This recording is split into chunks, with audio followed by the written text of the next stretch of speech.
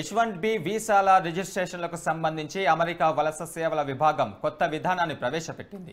ఒకే సంస్థలో పనిచేసే ఉద్యోగుల తరపున యాజమాన్యం గాని, న్యాయ నిపుణులు గాని ఉమ్మడిగా H1B వీసాల రిజిస్ట్రేషన్లు చేయవచ్చని, అలాగే పిటిషన్లు చేయవచ్చని ప్రకటించింది. ఇందులో భాగంగా MyUSCIS సంస్థాగత ఖాతాల పేరుతో కొత్త సేవను ప్రారంభిస్తున్నట్లుగా వెల్లడించింది. ఇందులో కంపెనీలో ఖాతా తెరవచ్చని తెలిపింది.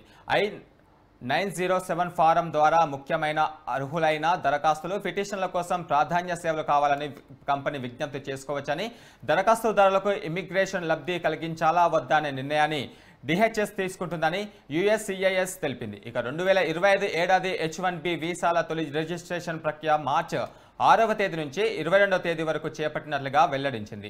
నాన్క్యాప్ H1B వీసాల కోసం మార్చిలో I-129, I-907 ఫామ్లను ఆన్లైన్లో నింపేందుకు అనుమతిస్తున్నామని, ఏప్రిల్ 1 నుంచి క్యాప్తో H1B వీసాల రిజిస్ట్రేషన్లో ఎంపికైన వారి పిటిషన్లు I-907 ఫారంలను స్వీకరిస్తామని తెలిపింది.